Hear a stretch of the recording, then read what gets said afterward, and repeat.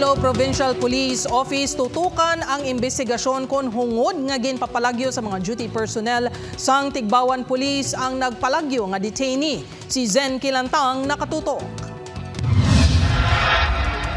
Kagabi sa nagsungka sa kapulisan ang 21 anyos nga si alias Calvo, ang detainee sang Tigbawan Municipal Police nga nagpalagyo Sabado sang kaagahon. Nahibaloan nga naglisensya sa duty personnel si alias Calvo nga mag-CR apang nagtaklas ini sa pader sa likod nga bahin sang police station kag nagpalagyo.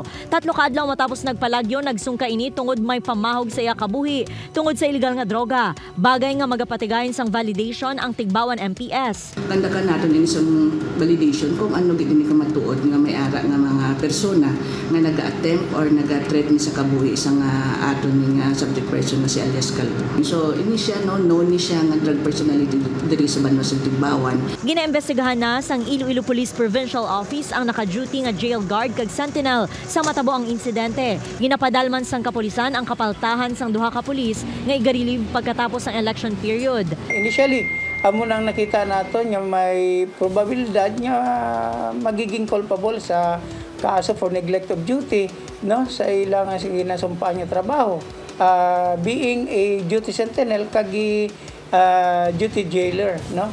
While the Chief of Police ginatanaw naton ang command responsibility.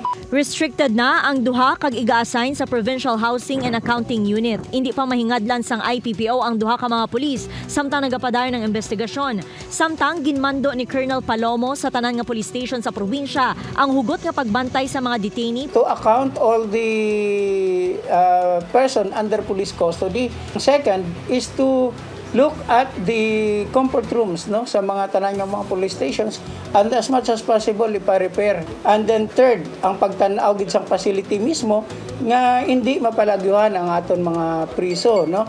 Amo nang ginpapanaog naton. Kag ang rotation sang duty dira sa mga municipal police stations dapat hindi atong lengthy ang time of duties. Samtang ginahanda na sang Lambunaw Police ang pagpasaka sang kaso kay alias Jepoy matapos nga ginkagat sini ang tudlo sang isa ka patrolman sang gindakop ini kag ginsulod sa karsel. Kaso nga serious physical injury, assault upon an agent of a person in authority ang kaso nga pag-aatubangon ni alias Jepoy.